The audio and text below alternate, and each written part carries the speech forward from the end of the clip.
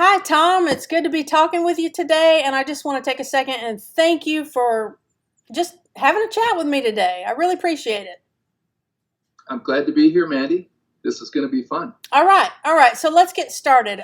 So what got you into building banjos and messing around with them in the first place? It was the passion for sound, and I just wanted it to sound right. I had a chance to play some really good banjos, but mine just didn't sound like those really good banjos. So I ended up building one of my own because the one that I had, the tone ring and the rim, it weren't the authentic parts that you need to have. So anyway, I built my own banjo in the conventional way, and that was done in with the help of a friend named Dave Hill. Mm-hmm. So the neck, I bought it from him after the inlay artwork had been done, and then I put the rest of it together mechanically. Mm-hmm. And I came up with a beautiful banjo, but I thought, wow, that's a lot of work and a lot of parts. It's very complicated. Right. What can I do? Because I can't see repeating those design elements from the past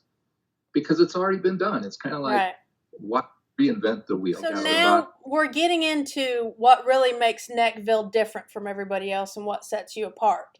So you're talking about the Gila mount system, right, that you designed? Yes, helical mounting. And so, and I could probably explain this better by holding up a different banjo that isn't open back. Yeah. I know you're mainly an open back player, right? Absolutely, yes.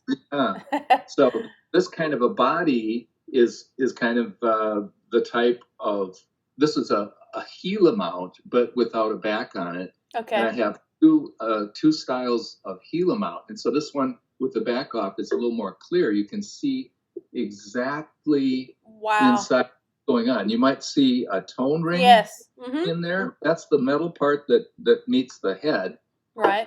And you can kind of see through this head.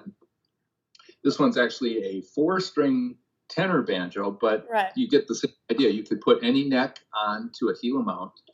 And so we no longer need hooks, tension hooks at all, right? Right. Because the whole body here is sort of like the tension hook mechanism. It's like the tension hooks, the flange, the tension hoop, all put together. And another cool thing is that you don't need coordinator rods or a dowel stick.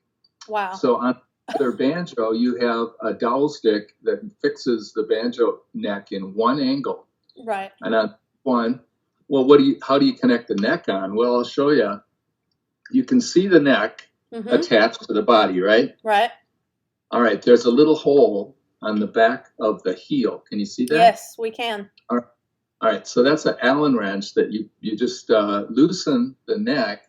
I don't have the tool handy right now, but I guess you can see it in videos on the Nechville.com website. Yes. Where we take the neck off, or we loosen the neck, and then you can change the angle, which gives you different heights of string action. So then this makes it much easier for a player at home to do this, right? Yeah, it's designed for the owner of the banjo to be able to adjust his own instrument or her instrument. That's amazing. That's one of the amazing things that you're doing. Yeah, I'm really proud of this design. It's been around for over 34 years. Well, let's go with your, I believe you have 2 or 3 open back models. Is that correct? Let's talk about those, and then we'll go in through each option that you have. Okay. Well, I want to encourage people to maybe think of the Atlas as our number one old-time / open back banjo. Right. It's normally, its standard version is a 12-inch pot, and it's built on roughly based on an Ashbourne pot design from the 1850s. He was at the time, he had a wooden flange that was built into this the body of the banjo. It's mostly wood, less metal parts, excuse me, but it's very, very lightweight.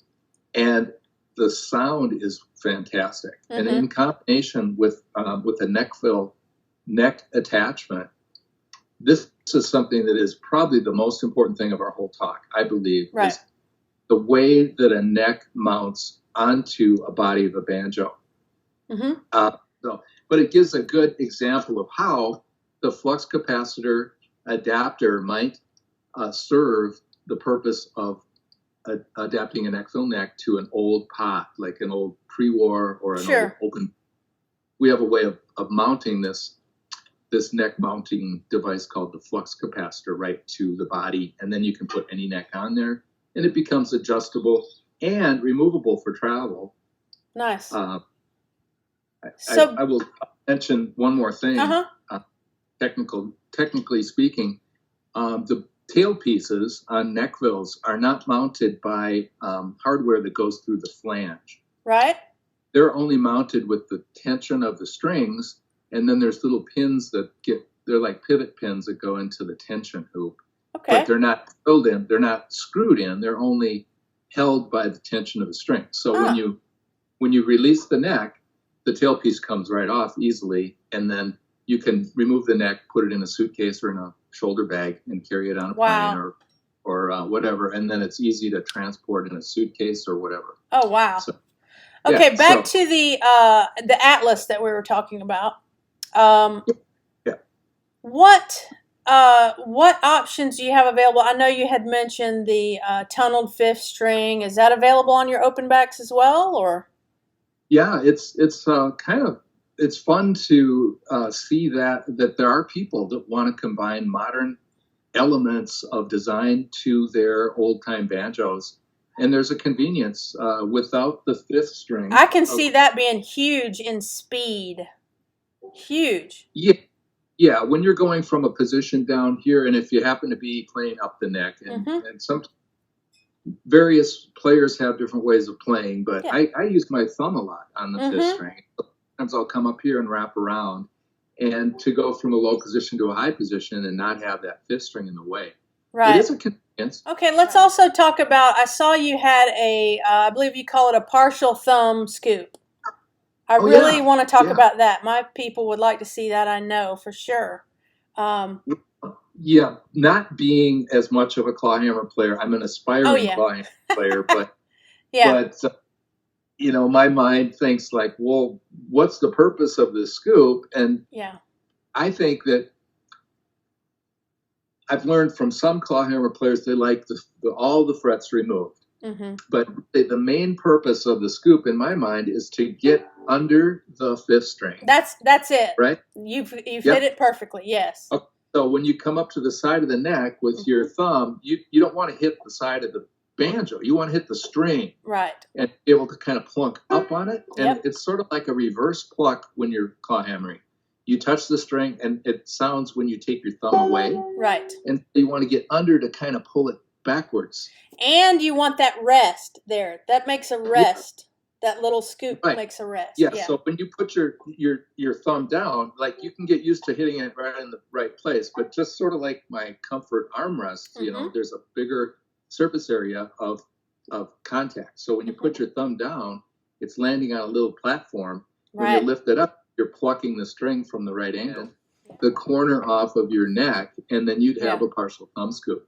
But we make it look really nice. But the main thing with your partial thumb scoop that I want to talk about is the fact that you leave the frets, because that is big for people who want to play way up on the neck.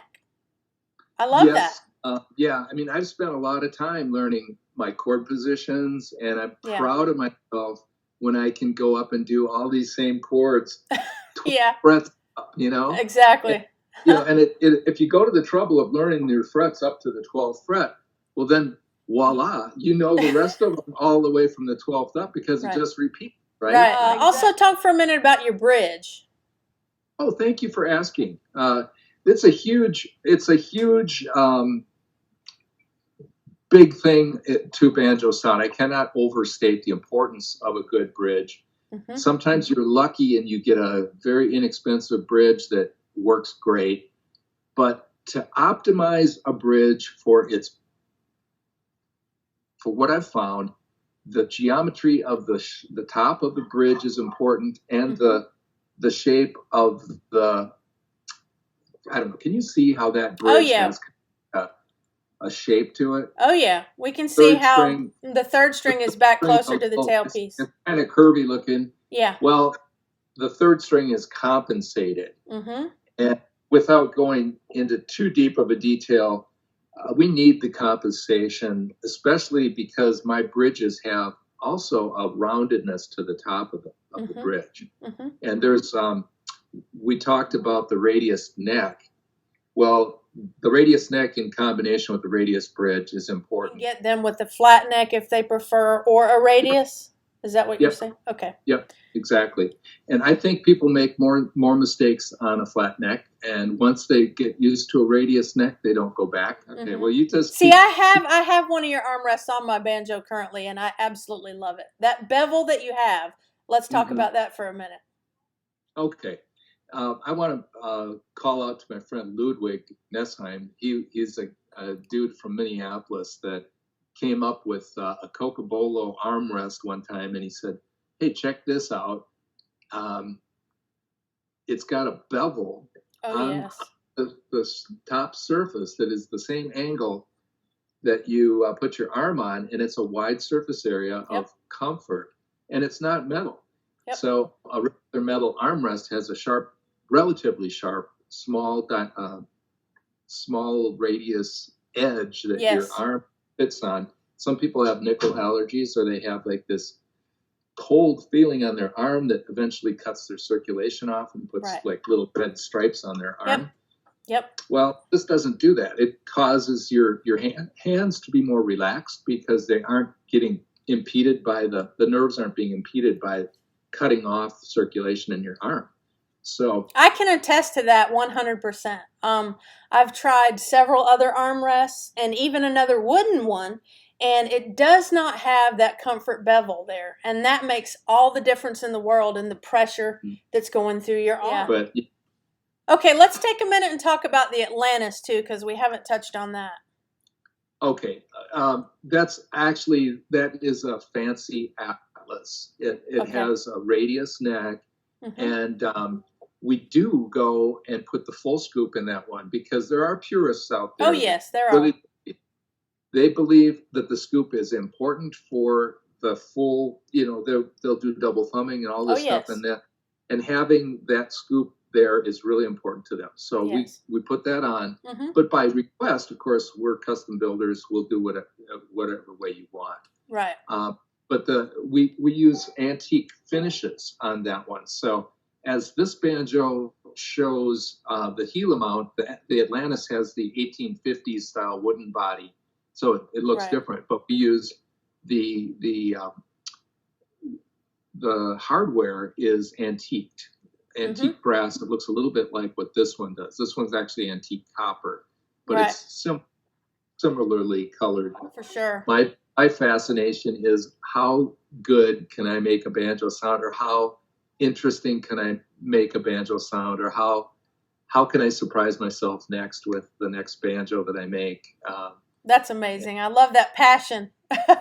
When you bring it to building, that's just huge for all of us players out here. And I really get excited about that. Well, thank you. Yeah. So can we, let's say someone had questions about one of your open back models.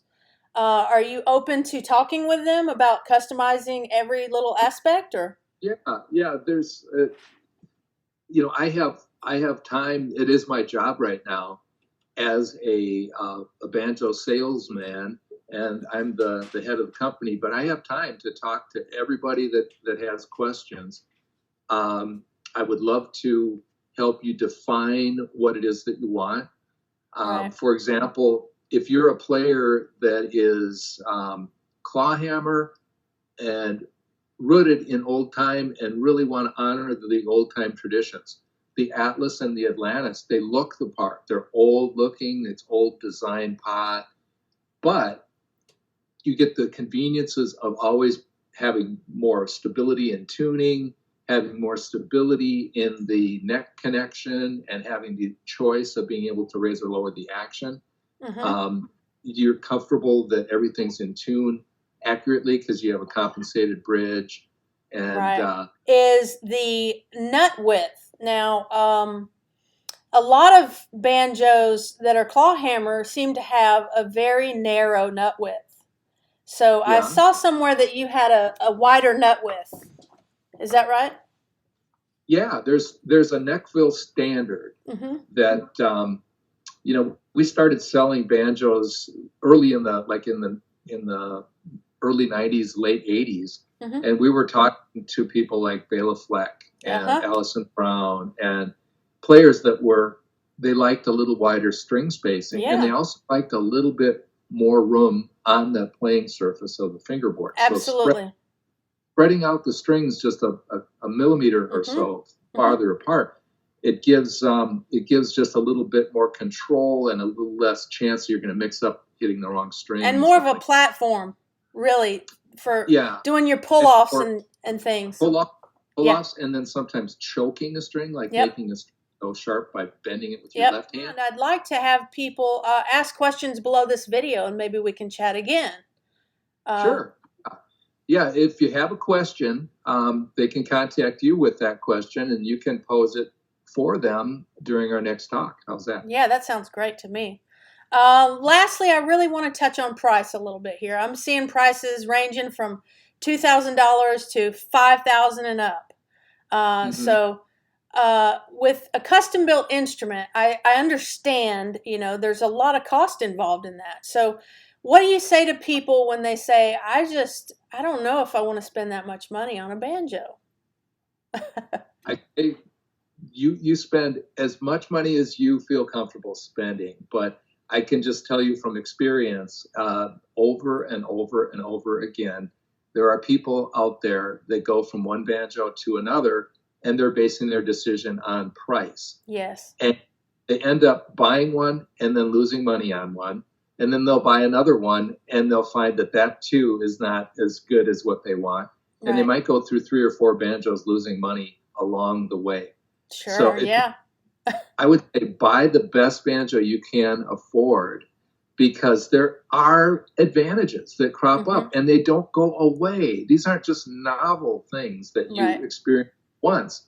You live a lifetime with the advantages of this comfortable neck, for example, or this really comfortable right arm experience against this banjo that's organic feeling instead of cold metal on my exactly. So I think we've covered kind of what I had sort of envisioned. Is there anything else you'd like to cover specifically? Well, I guess just to reiterate the pool of resources at nechville.com, and there's videos. There's a YouTube channel, Tom Nechville YouTube. You can find. I'll link it. I'll link it in the description. Okay, and then you can call me. You could probably give them my phone number too if you want to post that. I don't mind having that being public. Okay. And then I just kind of wanted to mention that I have a great imagination, and I'm imagining a sales store for the things that I personally have sanctified as the most beautiful and the most wonderful sounding banjos that I have. I'm going to call it Imagine Banjos. Nice. And so this is going to be basically an online presence, but it's going to be my own store, separate from Nechville, and I may have other brand names or customized instruments that I've personally worked on. So this is going to be my passion and my collection. That I will always have a banjo, but it'll probably be for sale at the same time. Yeah. And so I've got a factory, so I can keep replenishing my special banjo inventory, my Imagine banjos. So nice. Thank you for letting me mention that. This is just a new idea that will hopefully come to fruition in the next few weeks. Nice. Okay. Well, if you don't mind, I would like to do a part 2 of this interview later. where we talk about other things. Maybe get into even some banjo maintenance and setup issues if you're interested in talking about that. That's cute. Yeah, that's really important and most helpful, I think, for your fans. They might have problems, and we can even take questions on that, on those kinds of things. Yeah. Okay, well, that sounds great. I have had a pleasure talking to you today, Tom, and I really thank you so much for kind of reaching out and letting people know about your open back options. I mean, that's wonderful. I'm excited about it. So. Thanks. Well, I'm glad you are, and we're going to get one of those in your hands to oh my goodness. On days. Yeah. Oh my goodness, I would love that. I can't even imagine. But I just want to say I am just so happy for all of the players out there that are playing and putting up videos. Yeah. And I just want to encourage everybody that music is so important, and we're just gonna be better at the end of the episode we're in right now. Absolutely. And we're gonna carry on with music as a growing part of the world's coming together, whether it's virtually or in person. Our lives are enhanced by musical friendships. Absolutely. And, what it's all about. Yeah. It is. All right. Well, wide phenomenon. So let's keep it. We're going to keep it going. Okay, Tom, until next time. Adios. All right. See you later.